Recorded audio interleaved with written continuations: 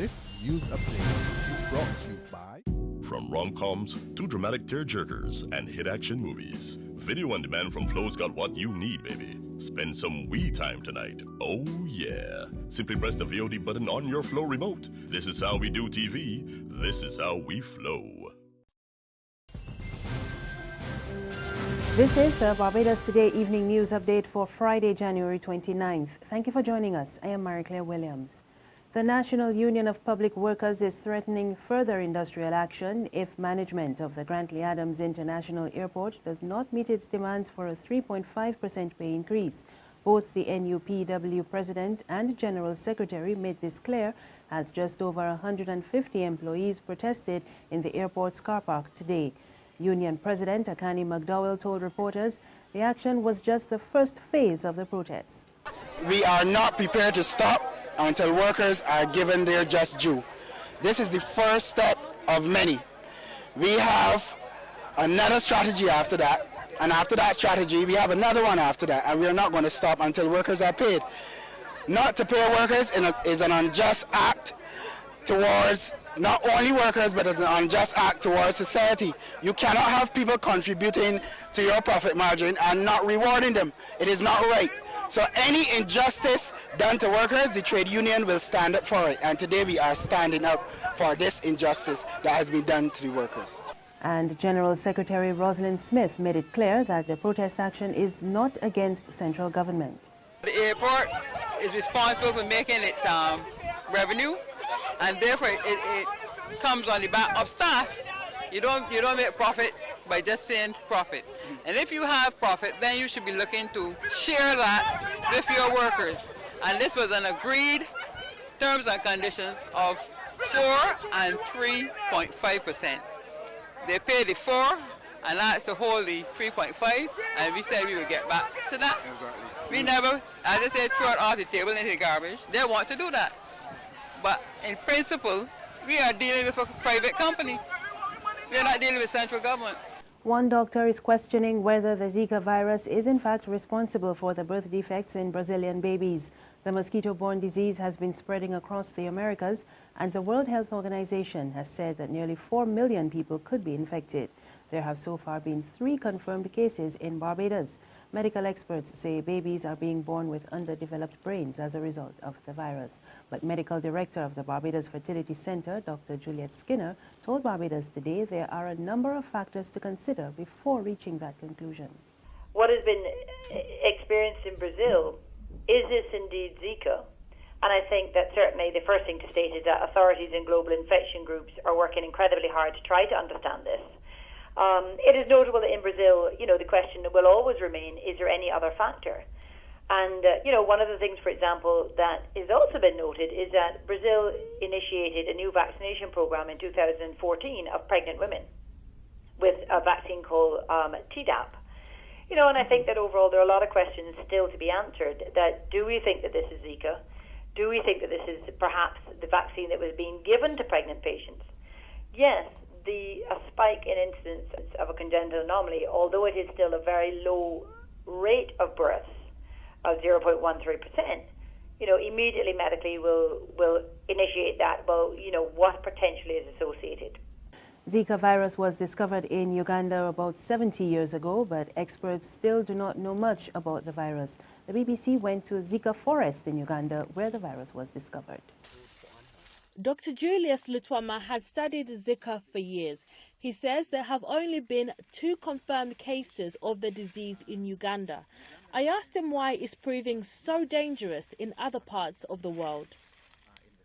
One of the reasons is because the virus has moved into new territory, and in this territory it is attacking people who have never been affected by viruses which are similar to Zika virus, in which case their bodies are not adapted, or they don't have the immunity they would have got if they had been affected by viruses which are similar.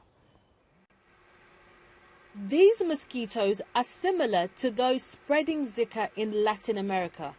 But scientists here say mosquitoes in Uganda are not good at transmitting the disease. Nevertheless, they're on the lookout, especially as transmissions spread around the world. Attorney General Adriel Brathwaite says he's not sold on arguments in favor of legalizing marijuana. Brathwaite's comments follow a suggestion from St. Vincent's Prime Minister Ralph Gonsalves earlier this week that Caribbean countries should explore marijuana as a cash crop.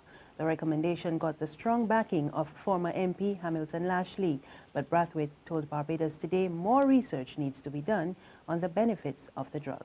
Yes, I recognize that the momentum seems to be worldwide, given what is happening in the U.S. and that's where we're going. But it doesn't mean that automatically that we should jump ahead of the queue without doing this type of analysis. I think if I didn't read Prime Minister Gonsalves' speech, but for what I'm told, even he suggested that we need to do a study and do a study with his.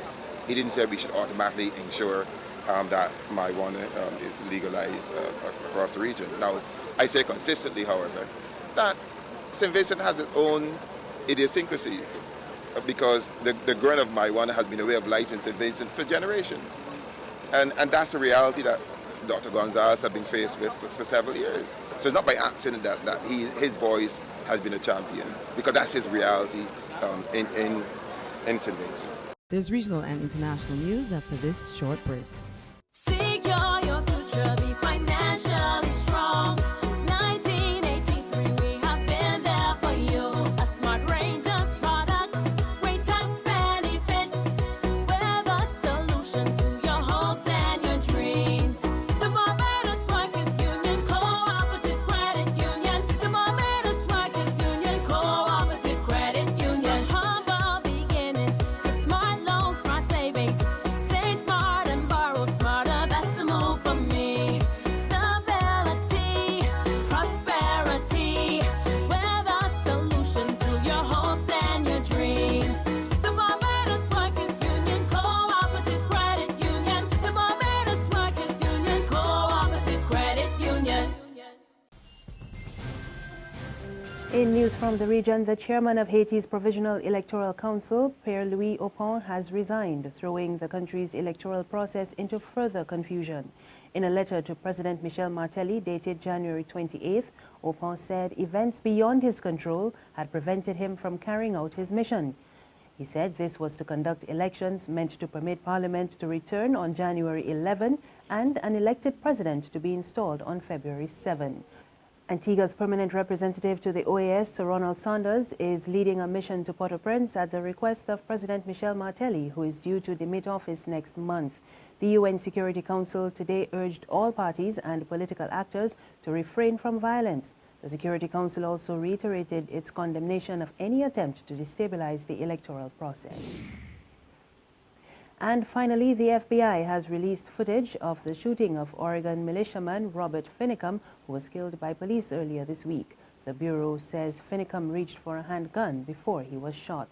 We get more in this BBC report. The man in this white truck is Robert Lavoy Finicum. The 54-year-old was spokesman for a group of protesters occupying a wildlife refuge in Oregon. This video, released by the FBI, shows him speeding away after being stopped by police. When he reaches a police barricade, he veers off the road, almost hitting an FBI agent. The grainy footage shows Finicum get out of the truck and raise his hands. But then, according to officers, he reaches into his pocket. They say he was armed. At this point, the video goes on to show Finicum being shot dead by an Oregon police trooper. Why are you here? What's important for you? What's important for me is my family, is my kids. This was Mr. Finicum speaking to the BBC earlier this month. He died on Tuesday, but the FBI has just released the footage. They've done so in response to accusations that he had done nothing to provoke officers. Mr. Finicum was involved in the protest at the Malheur Wildlife Refuge. It began on January the 2nd, and at one point more than 20 people occupied the buildings. They're protesting against the federal government having control of millions of acres of public land and the limits on local ranchers' use of it. That's the news. Remember, there's more on our website, www.barbadostoday.bb. You can also subscribe to our e-paper, email updates, and like us on Facebook for more news. We're on Izumi Media in bus terminals and Screenplay at supermarkets and gas stations near you.